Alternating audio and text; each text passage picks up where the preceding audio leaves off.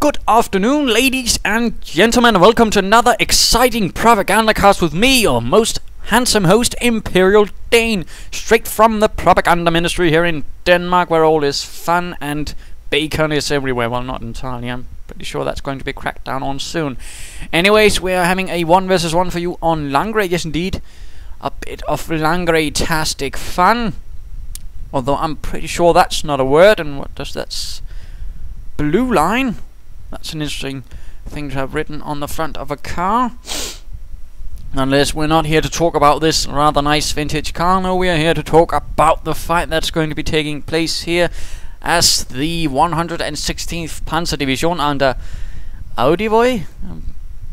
Well, Major AudiVoi, bloody weird name, shall be facing off against Captain Wanze of the 90th Infantry Division as they clash here on the outskirts of some French town somewhere near Bretagne, I suppose, as the 116th Panzer Division crashes forwards. Who shall be the victor? Well, I know, but I'm not going to tell because that would be spoiling all of the good fun, and of course I need to remember to turn down the volume, otherwise you're going to not having a bit of trouble hearing my ever so handsome voice. And then surely I would lose all my viewers because you're only here for my voice, not for the games. You're right. Anyhow, we are seeing engineers marching out. No barracks start from wanze. That's a bit interesting, a bit advanced. Oh, the wit, I am cracking up. Well, on the other hand, we are seeing the Wehrmacht quarters starting right up. Pionieren marching out. Barracks up as the second engineer team gets on the field. Sandbags being laid down for this rather sandbag-tastic structure. At the same time, we are seeing the first strategic point here being seized, but rather interestingly, this munitions point is the first target for the Americans. Not this fuel point and not this munitions point either. That's a bit peculiar. Usually this one is one of the later points to be seized, not the first one. So that's certainly something to note. And we are seeing straight for this fuel point. Not this one and not this one either. Rather interestingly, these 2 points at either side are getting ignored from the beginning.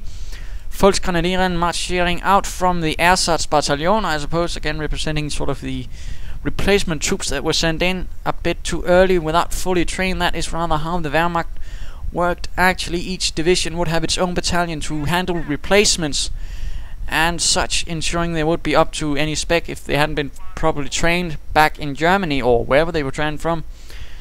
This way they could also ensure troops would be to a certain quality, and of course that they would get some help from veterans in fighting. So that had certain effects. It allowed certain divisions to keep on fighting longer despite rather punishing losses, for example. Plus it also allowed them in some cases to actually make something out of rather poor troops. And here we are seeing riflemen engaging these Volksgrenadiers rather early on, but the Volksgrenadiers actually managed to knock out a rifleman before they get close and getting behind these stacks of hay. Engineers marching in as well. Volksgrenadiers holding the line. Another rifleman goes down, but now they are all charging in towards the Volksgrenadiers. Another engineer goes down, and this is certainly not looking like a good assault. These Volksgrenadiers, though, are holding out quite admirably. 3 kills so far without a single loss. 4 kills, but now the first Volksgrenadier goes down, and the pressure from the American might turn out to be too much. Now that they are off close with their semi-automatic rifles, and the Volksgrenadiers retreat. 2 losses for 4 kills. That's actually a pretty good count on such matters. And the MG42 is out as the first unit. Second rifleman team marches in to support the first one, which is looking a bit sore and beaten up. We are seeing, in fact, no, not 3 engineer teams. I was for some reason a bit coincidentally thinking that was happening, but no. MG42 going straight for this building, and of course this is a rather nice building. It controls this munition point, this strategic point, and this fuel point to a certain extent. So a rather dominating presence from this building. Sort of the same we can see here. This can in fact cover this entire area.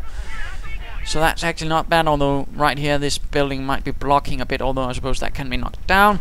Riflemen getting suppressed instantly and getting up, but not before securing this for Uncle Sam and the 90th Infantry.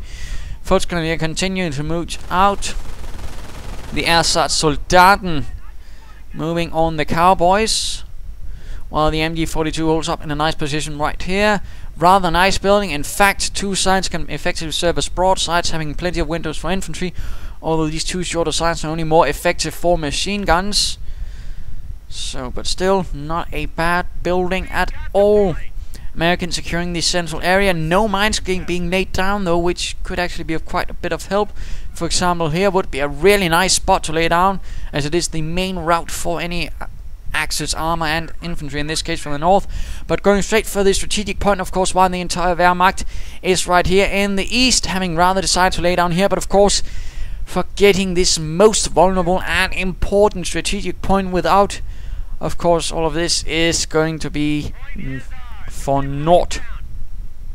So far, no players have in fact secured the victory points. Rather interesting. In fact, now the engineers are coming under quite a bit of pressure, but still this point is rendered neutral, thus ensuring that the Wehrmacht will not be getting anything except a very minute amount of fuel and munitions. And we are in fact seeing mines being laid down. No, a flamethrower being equipped, not a mine. Again, I do believe a mine could actually have been of great help, but still, a flamethrower is not to be scoffed at. Rather interestingly, the entire Wehrmacht was here, the American force was there, but now they're moving in, going to clash right here at the center. Or they might, at least, if the Wehrmacht could pull his forces together instead of offering them up piecemeal to the Americans. Flamethrowers going in, scorching the Panzergrenadiers. One is already on fire, screaming and howling before he goes nose first into the dirt. A little campfire, a rather grotesque one, mind you. Pioneers laying down mines themselves, rather good there, but apparently having a break of some sorts. Krieg barracks going up. And another pioneer team. This is in fact meaning we are seeing 3 pioneer teams up. A small pioneer squad, in fact. Or a small pioneer team, all in all, a section, I suppose. Folkscon is getting reinforced. And Americans, of course, ignoring this part. Why? As it is not really fully there.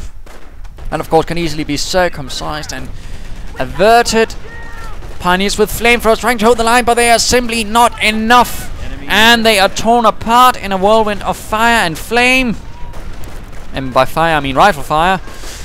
And Folkscon is trying to hold the line, holding up behind this small wooden fence, taking heavy losses. One is down, oh dear, poor Helmut, while the others are getting scorched and forced to retreat. This is certainly unfortunate. Once more, the strategic point is in the hands of the Americans. And this MG42, what is it doing? And what are these Folkscon also not doing? It's rather that's the case. No, apparently doing some harassment of themselves. That's a bit interesting. This MG42 is still awfully exposed, and if the Americans were to attack from several points from now, things could easily end up very ugly. And we're also seeing mines being laid down by wanze and the 90th Infantry Division. And what is this? Mortar fire opening up. wanze going for a rather support bit now as well, a rather balanced force, actually going to put quite a bit of pressure on the MG42s, in particular in this house. One man is already down, and another goes down as shrapnel flies through the windows, and doing great, horrible harm to the gunners inside. The last one surviving will have to get out there if he wants to actually survive and ensure this MG42 is not rendered inert. Large American retreat. Wehrmacht troops hitting a mine. One is flung across onto the road. But the rest are looking rather scared and wounded. Good job here, in fact, in securing this strategic point. In fact, cutting off the Americans for this fuel point. Brilliant move there from AudiVoi. Or AudiVoi, I'm not entirely sure how I'm supposed to pronounce that. And this MG42 is still holding up, of course, mind you. Mortar rounds are, of course, just like grenades, only going to be effective if they actually hit near the crew. So, for example, if the mortar rounds hit here and the gunners here, absolutely nothing. And if it hits the roof, not much either. It really needs to hit them near the windows, in which case shrapnel will clear out the rest. Of course, the explosive shock wave. So, of course, in some sense, it can actually be used to protect infantry, but of course, you have to be careful and not lose it all. It's sort of a bit weird how buildings work. In some cases, they can provide some nice bonuses, but on the other hand, they make your infantry a lot more exposed and a lot easier to kill. So I'm not entirely sure how to categorize them, but usually they can be used for good effect, and usually it doesn't hurt to put up some barbed wire to reinforce the position. Americans moving in here. Folkscon is holding up behind a small wooden cart, like the ones you would see if you would see some footage from the earlier starts of the war. I believe with the Russians moving about all in their gear, this was actually the sort of cart they'd be using. Probably the same cart the Wehrmacht would be using themselves as well, since they were also rather heavily reliant on horses, which of course isn't really seen in this game since all the logistics part isn't really that big a part.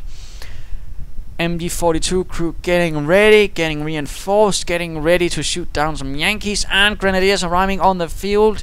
Some more stable elements now arriving. Veterans 1 also up for infantry. Of course, the good old Kampfkraft Center is up for the fatherland. BARs being equipped for the Americans, and the mortars once more ready. Might get, oh dear, these pioneers are coming under quite a bit of fire already.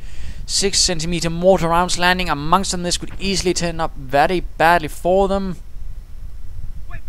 Then again, they could also be very lucky and get out of there alive. No, one is killed and the other one is awfully close to dying. And an American unit was lost somewhere over the rainbow. No, not over the rainbow. Could perhaps have been one chap in there. Grenadiers getting suppressed. An M30 caliber machine gun. Good job. They're rather heavy on the support weapons now to really shore up any lines. That's rather interesting. It's rather rare you actually see Americans go this heavily on support, and usually I'm the one that actually does so. But this could actually be quite effective, in particular since the Creek Barracks is the building chosen. So this is in fact not entirely bad choice. And now Pioneers getting torn apart by the 30 caliber machine gun, and a Pioneer team is lost while American riflemen charge in through the east with some west with some engineers in support, securing all that. And we really are seeing a lot of territory being taken away from AudiVoi and his 116th Panzer Division troops. The ersatz Panzergrenadiers marching forward, taking up position in some shrubbery, and I have chosen over to the Wehrmacht point of view. Volksgrenadiers firing away at these riflemen standing out in the open. One rifleman goes down. Volksgrenadiers continue to fire away. Another rifleman bites the dust. No medic stations or medic bunkers up for either side. MG42s. I think this one could actually stand to be moved a bit. I think that's a bit too defensively. Engineers marching forwards. Grenadiers apparently laying up for an assault. And what is this? A German mortar now on the field as well. Volksgrenadiers continuing to hold the line. Further riflemen marching in, but they are not in cover. They are standing out in the open, which could be to the advantage of these Volksgrenadiers, who are continuing to cut down American troops without any discrimination. And grenades being flung at Leviton, and oh dear, an entire Volksgrenadier team is blown to bits and flung all across this small area. That was absolutely horrific, and there will surely be a lot of letters to write home for AudiVoi to a lot of parents and families there. Things are certainly not looking good, but now mortar rounds are flying in, and just note they're of course landing right nicely there in front of the window, causing heavy losses for the Americans. Riflemen marching into this building, not entirely sure what they're doing. A single grenade flying through the window could be the end for them. No, in fact, the engineers and the riflemen survive. Heavy machine gunner getting out of that building, and the engineer is killed. Only one rifleman with a BAR desperately holding the line, but no, he was lost. That was a certainly unfortunate move by Wanze. While American forces are continuing to push into the west, certainly things are not looking good for AudiVoi. Only one infantry team, 2 heavy machine gunners, and a mortar, and now going for the battle phase, and a panzer command, while another grenadier team is hitting the field. But really, he needs to push out, and he really needs to stop being so defensive with those heavy machine guns. This is perhaps being a bit excessively covering each other, but then again, that might just be the trick here as the Americans are moving in from the west, right into the waiting line of fire of the Maschinengewehr 42. There we go. Engineers getting torn apart, my goodness, and riflemen as well. This is certainly quite a bit of fire, and the engineer team is lost. There was certainly a bit of equilibrium there as things are cleared out a bit. Heavy machine gun still there, but heavy losses for the Americans and riflemen as well, actually, and engineers. Neither side, in fact, currently has any engineering troops or pioneering troops. Mortar now rather exposed, actually. Riflemen moving in to sort of protect it, but that mortar really needs to get out of there before the grenadiers clear it out and might even steal it for themselves. Riflemen moving in, and a grenade being dropped on the mortar, and German mortar fire flying in.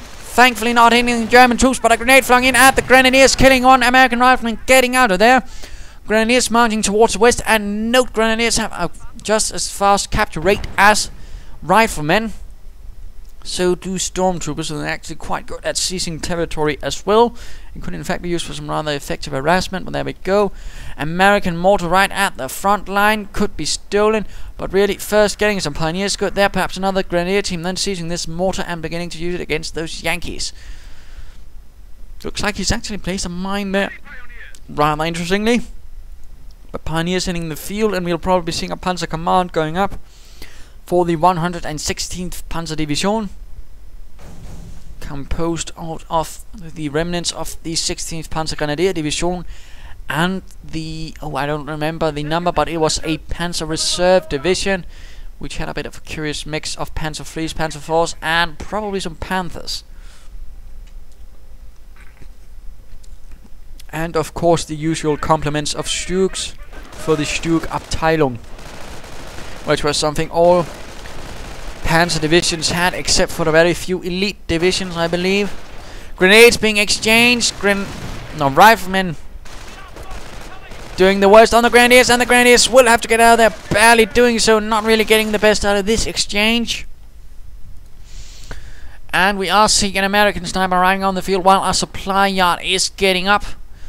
But the Panzer Command is also on the way, and much will be gotten. MG42 firing away from this building. Rifleman getting out of there, but the 30 caliber is still... No, it's not there. Oh, wait, there it is. Watching over this fuel point, which is still in the hands of the Americans. In fact, most fuel is, in fact, currently property of Uncle Sam for the moment. There we go. Yankee cowboy sniper on the move. Or, as he likes to call himself, the boogeyman. Because he hides and strikes from the shadows. And there we go, a Grenadier down. Certainly an unfortunate loss for the 116th. And he really needs to get those Grenadiers out of there. There we go. And the sniper miraculously misses. Then again, in reality, American snipers weren't that good. And looks like, well, that MG42 was actually cleared out somehow. That's a bit interesting. And we are seeing a bike getting out. And looks like we're not seeing an Ostwind, so we might actually be seeing a Panzer IV. So no Ostwinds, then that's actually going to be a nice move. In particular, if the Yankees go for something like armor. But no, we are seeing a motor pool, which might result in either an armored car or an anti-tank gun, or perhaps a half-track. Grenadiers and Pioneers marching in here, coming under fire from the riflemen with the BARs. Pioneers taking the brunt of the fire, allowing the Grenadiers to move in unsupported. Oh dear, the Pioneers were cut down. That was certainly unfortunate, but the riflemen might be cut down in vengeance. No, apparently they make it out of there, but the strategic point is going to be secured for the fatherland. Sniper continuing to fire away. And the MG42 gunner gets out of the house. Bike on the move, probably with a good idea of where the sniper is. MG42 opening up on the sniper and clearing him out. The bike will have to get out there before it's torn apart by American counterfire. These riflemen do seem to be a bit scared. The 19th Infantry Division apparently having lost a bit of its courage and initiative, and no medic stations actually up, which was actually been a nice move. German mortars now firing away. The American mortars still not been secured by either side, and the Panzergrenadiers fear on the way. Well, the Grenadiers seemingly have taken a break right here at the strategic point, but are now on the move once more. Good job. And my goodness, an absolutely huge amount of munitions are in fact in the hands of the 116th, apparently getting ready to call in a lot of incendiary rockets to support the Wehrmacht advance to throw out the 19th Infantry Division. Fascinating, and I do believe we are seeing an armored car. No, M3 half-track, that was actually a bit of a surprise. Usually do see an armored car or a tank depot, but I'm pretty sure he's not going to be counting on the Panzerkampfwagen. Fear going to be ruining his day. And the quad mount is up on the half-track, just charging in. And it's probably going to be charging out very soon as the 75mm gun of the Panzer IV opens up, hitting the M3 half-track right on. And another shot misses though, causing a rather huge plume of dirt. Flamethrowers flying away, but not having much luck with the Panzer IV. And the M3 seems to have been tangled up with the armored tank. Door already unhinged by all those explosives constantly hammering into the half-track. Mortar rounds joining in as well now. Engineers inside the building awfully wounded, and another shot from the Panzer IV, and that half-track out of control and into the hedge. And mortar rounds continuing to fly down on the engineers in the barn. Panzer IV continuing to march on, but without support. My goodness. AudiVoi, what are you doing, AudiVoi? What are you doing with that Panzerkampfwagen 4? As any sort of decent panzer commanders, you know, they should preferably be supported by infantry. And riflemen charging in, and I do believe we'll be seeing some sticky bombs. Oh, bother. That was a bit of an unfortunate move there, and 2 sticky bombs going straight off on the tracks, damaging the engine and taking it down to half health. Grenadiers, oh dear, might get torn apart. Get out of there, get them out of there. Major, goodness gracious, that was awfully close. And some Knights Cross holders, that's actually a bit interesting. Pioneers will be need to call in to repair that Panzer IV.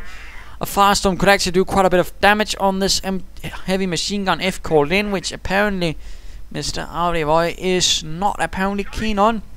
Pioneers arriving and Infantry 2 coming up for the infantry, while the Knights Cross holders with the assault rifles are moving out. Not really an actual formation, although the Germans were known to, in more desperate situations as the war carried on, to actually take out the NCO schools and basically use them as sort of elite infantry, which although caused a rather high rate of losses. That's it. I suppose they could have been Ausklärungstruppen or something like that, but again, Knights Crossholders not an actual formation, and that's rather actually a reason I don't use them. They didn't really exist.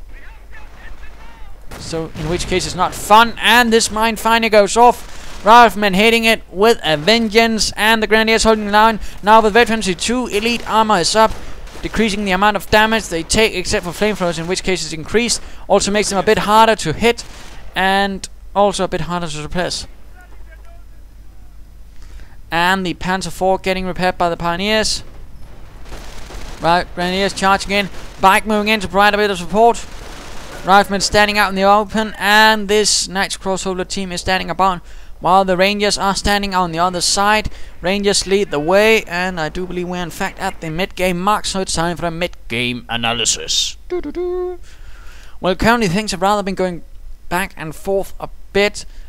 In the start it looked a bit good for the Wehrmacht player, then he got pushed back by some rather good aggressive maneuvering from the American player due to the unfortunate tendency of placing all of his troops right here, while of course rendering this rather open, which of course then allowed the Americans to rather put a lot of pressure and rather pin him in inside a very small area.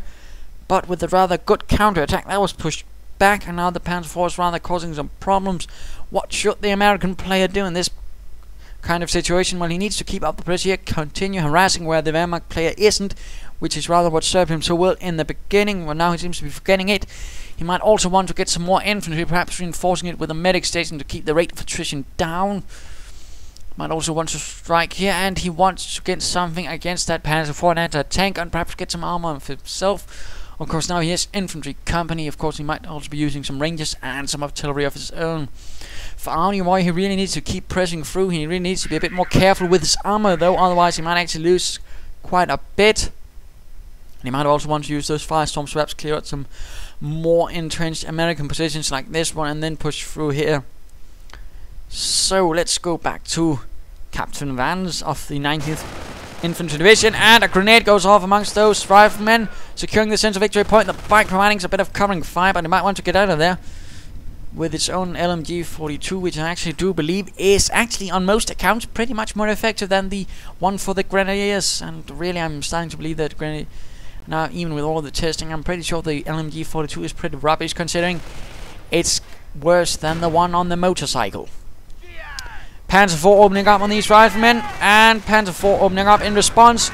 Riflemen getting torn apart. Sticky bomb on the Panzer IV once more. Again, he needs to be a bit more careful with those Panzer IVs. And Knights Crossholders charging in, but getting torn apart. Submachine guns and that heavy caliber machine gun proving a bit too much for the Knights Crossholders, forcing them to retreat for the fatherland. That might also result in a bit of a backslap to AudiVoi for using them like that. Knights Crossholders are not to be used in such a manner, and the Pioneers are just standing about instead of supporting. And the Ostwind Flak Panzer has arrived, although I do believe the Gepard Flak Panzer, based on the Panzer 38T, was actually the one equipped for the 116th. In fact, I do believe it was equipped rather a lot for the ones in Normandy, alongside the Möbelwagen and the usual armored half-tracks, which was actually the more usual anti-aircraft unit. And this is once more proving that AudiVoi is apparently the division's more inexperienced panzer commander, as he has just instantly lost an Ostwind in seconds, while the Rangers just tore apart. Firestorm clearing out that heavy machine gun, but that was about it. So I'd say that's rather a waste on several points. Grenadiers charging in, getting torn apart, but a nice grenade killing numerous riflemen, forcing the rest to retreat. This might actually be what he needs on the western flank. Nice crossholders once more ready, but that was rather a waste of an Ostwind. Panzer IV once more getting repaired. Certainly got quite a bit of repairs, and now an anti-tank gun joining in the fun. Ready to place some 50cm anti-tank gun shells right off that chassis. And of course, fun fact about the M1 50cm anti-tank gun, it was actually not an American anti-tank gun, it was actually just the exact copy of the British 6-pounder anti-tank gun, because the Americans didn't really have anything in that class, and they figured the British one was actually pretty good. So they went with it. They just gave it their own name, basically.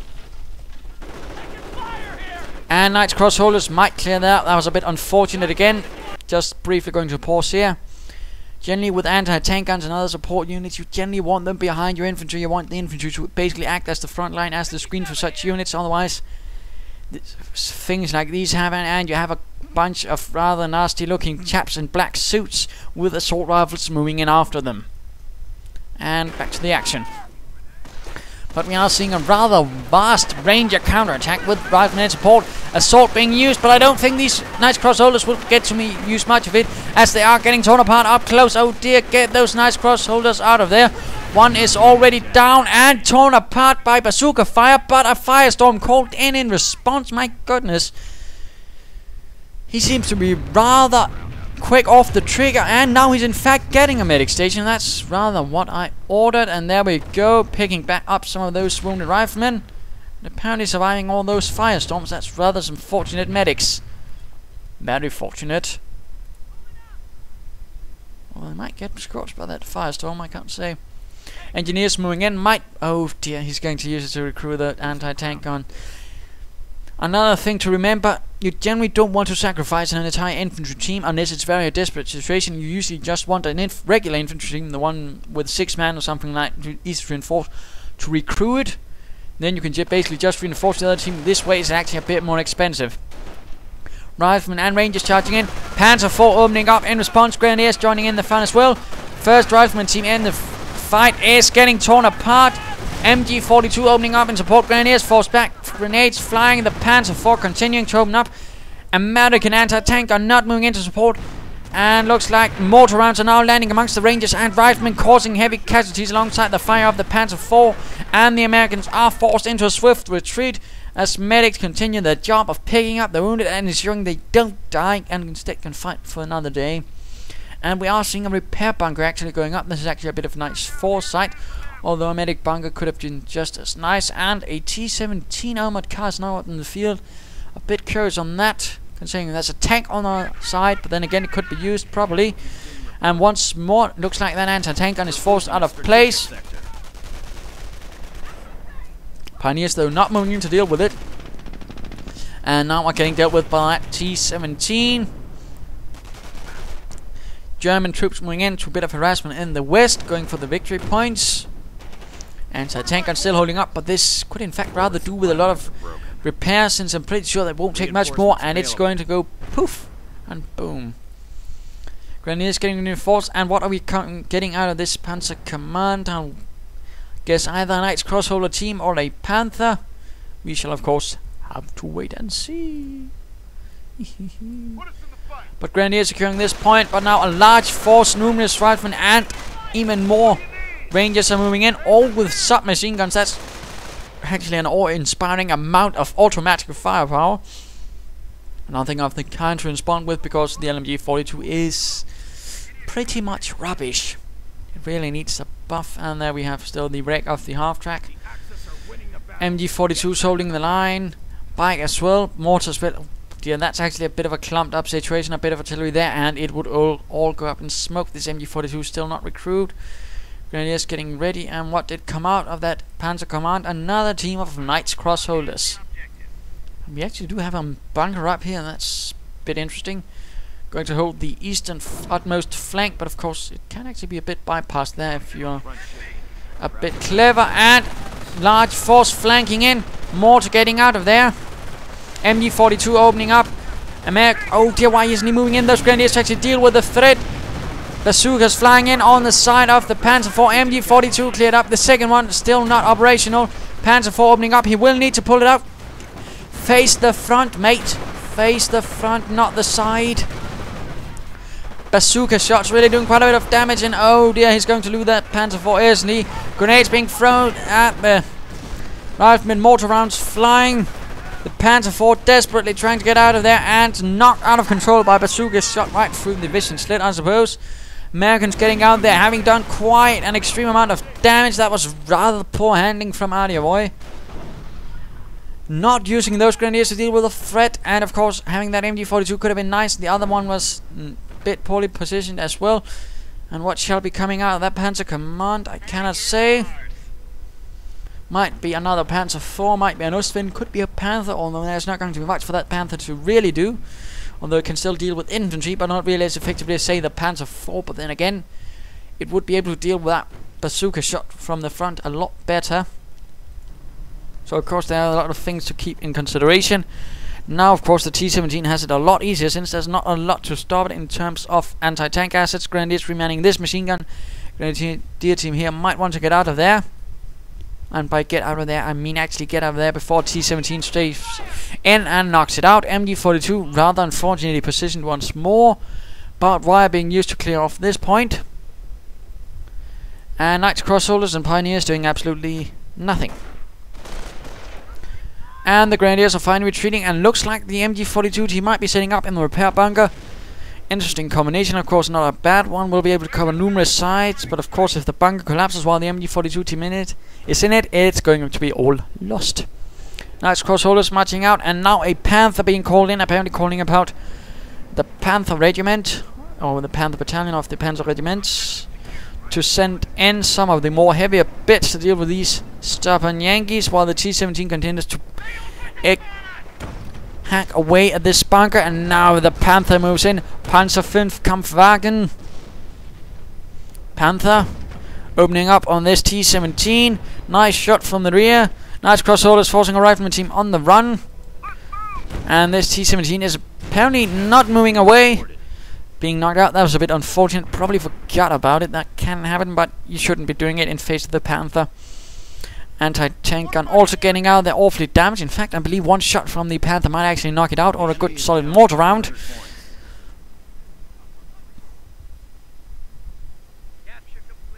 And medics continuing their job of pulling out wounded. Panzer IV opening up, missing though. And large force of Rangers charging in with riflemen in support. Pioneers expertly trained in repairing Panthers are in. Bazooka rockets flying, but the frontal armor protects, and mortar rounds flying in support. Riflemen going down. Knights, Crossholders could move into flank, but again he's not using them in support, instead using it to capture territory when there's fighting to be done. That's really the last thing you want to be doing. Rather be focusing on this rather than that. Fighting continues. Mortar rounds actually doing quite a heavy losses to the riflemen. And the Knights, Crossholders move in, flanking the anti-tank gun. Good job there. Finally getting the idea.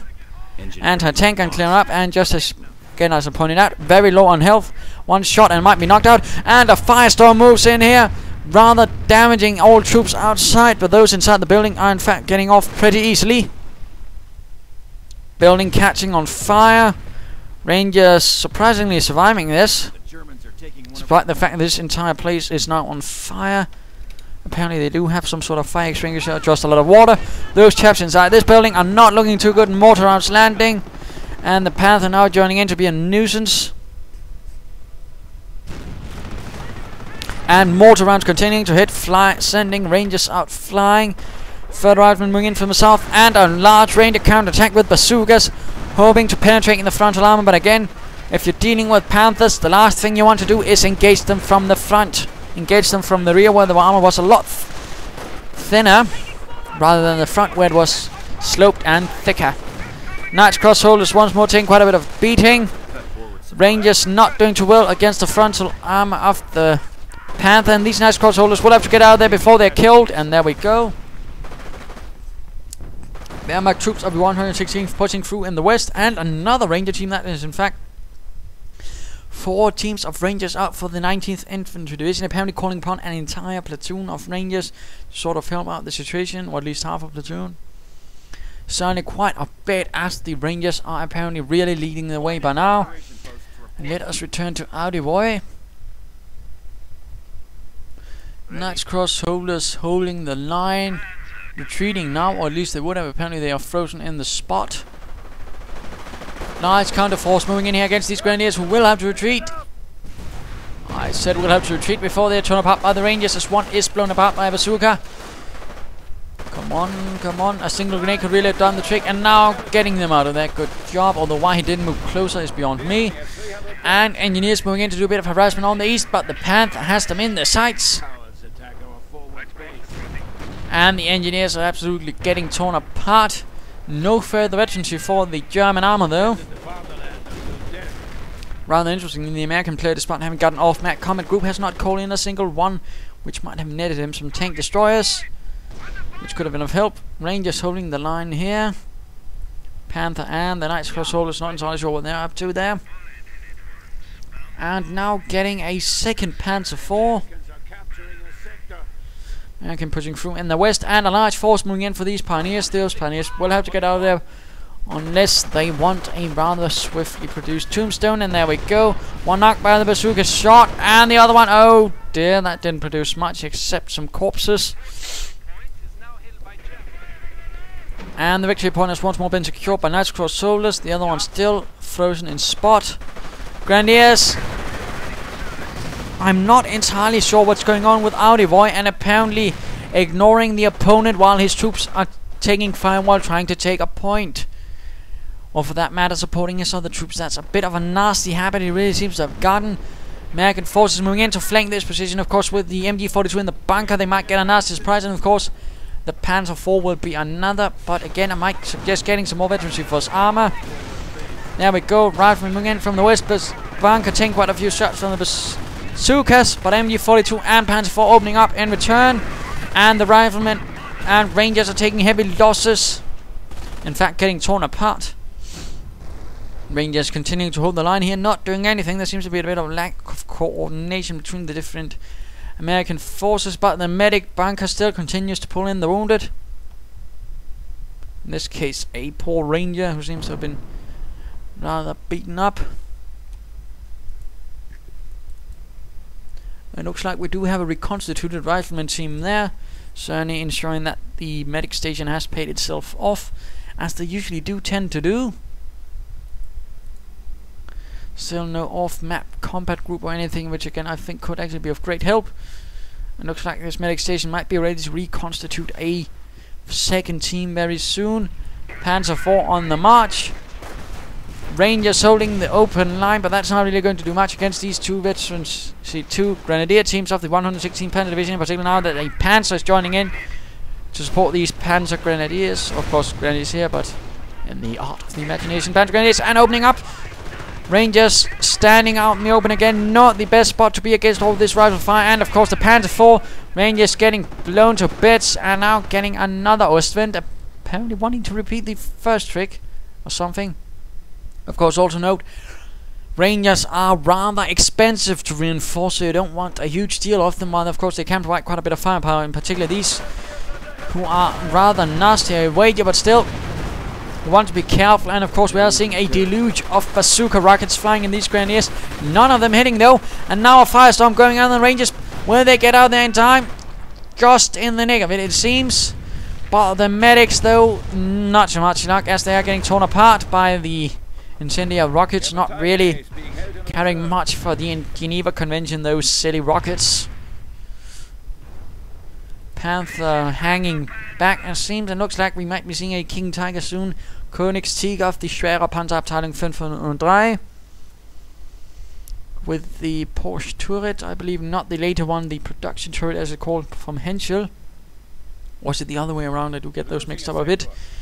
But still, the one seen here does have a bit of a production flaw with the turret, which could actually end up doing more damage than protection. And Knights Cross soldiers charging in on these riflemen, assaulting them in fact.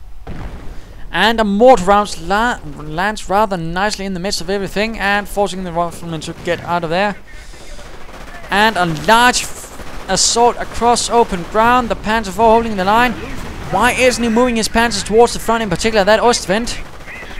It's beyond me. Instead, he's letting the Panzer IV taking all the beating. Again, there seems to be a lack of coordination between his forces. Grenades landing amongst the Rangers, doing an extreme amount of kills. That was quite fortunate there. Panzer IV continuing to hold the line and just kill the Americans, but still, the other panzers are not being sent in to support. My goodness, Knights Crossholders are moving in. But why are those other panzers not supporting? AudiVoi, why are you not moving in those panzers to support? Damn you.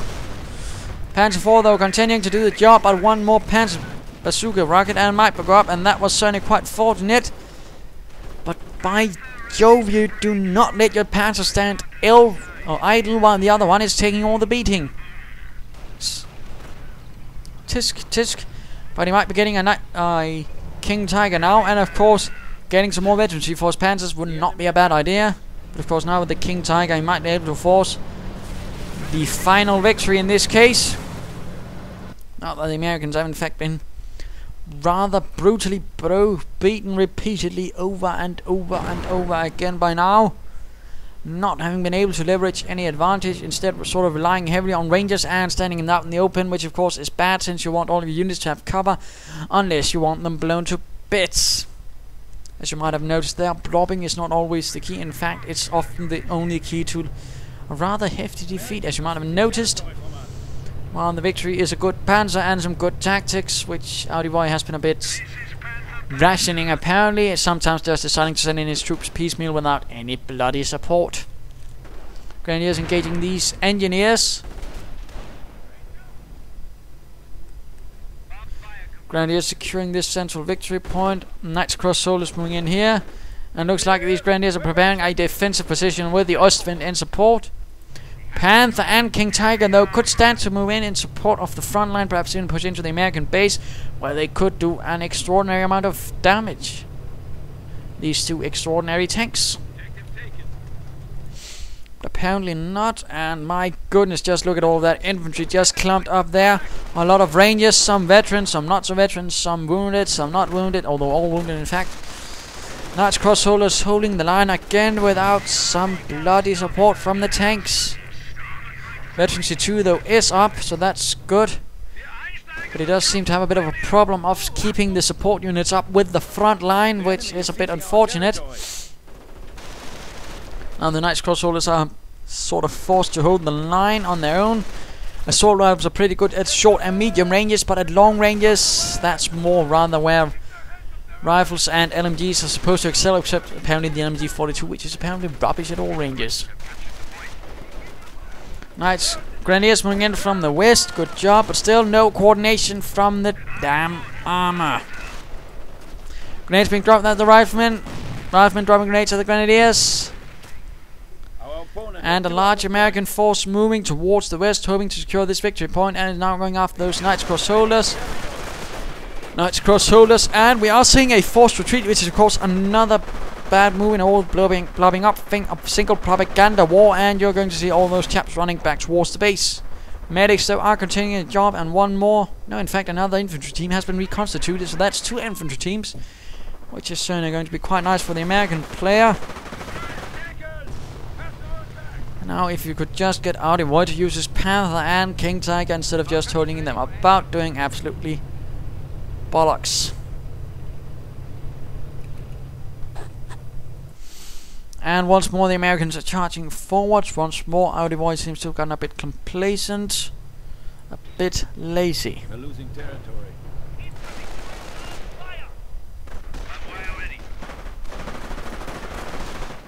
And once more he seems to be conducting a sort of piecemeal defense, which is not going to be of help, although it looks like those riflemen might be torn apart. And now a vast force moving towards the center. Now the Panther and King Tiger moves in. First opening shots the Panzer IV could also be doing with pulled in, and perhaps that Ostwind as well. Artillery called in on the German armor. And he's moving his King Tiger straight into the line of fire. But God, what is he doing? Panther taking quite heavy damage from the artillery and the bazooka shots, now charging right into the midst of the infantry.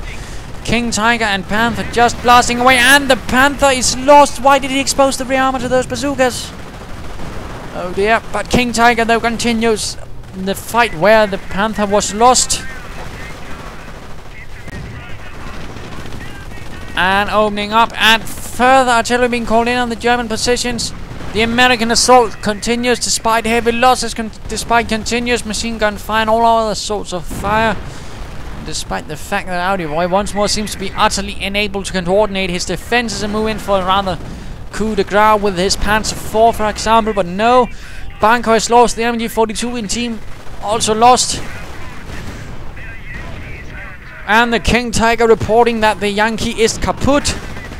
And another team of infantrymen blown apart by the explosive shells of the 88mm high velocity gun. The Ostwind now joining in as well.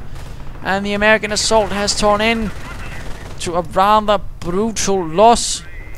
Wounded and dying men as far as the eye can see, left behind weaponry and just, well, shell craters as well. This was an absolute horrific loss for the American. He might have been able to push through, but really he lacked the assets to deal with that King Tiger.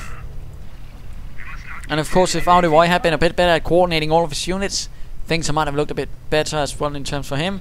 Instead, he lost a bunker, an MG42 and a Panther, neither of which are good losses.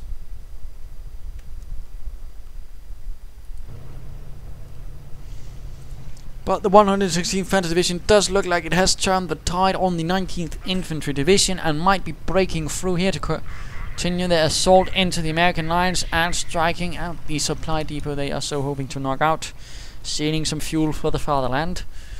And we are seeing a tank depot going up from Wanze, but I think this might be too little too late. And again, an off-map combat group might have been a better move, and apparently realizing he has lost, he retreats. The 19th Infantry Division pulls back to a more defensible line, having had their troops torn apart by the 116th Panzer Division, despite support from Rangers and whatnot else. So what can we learn from this? Well, there are numerous things to learn. One of them, of course, was unit coordination, which AudiVoi was pretty terrible at. Sometimes he'd just have his panzers stand down and they were getting torn apart.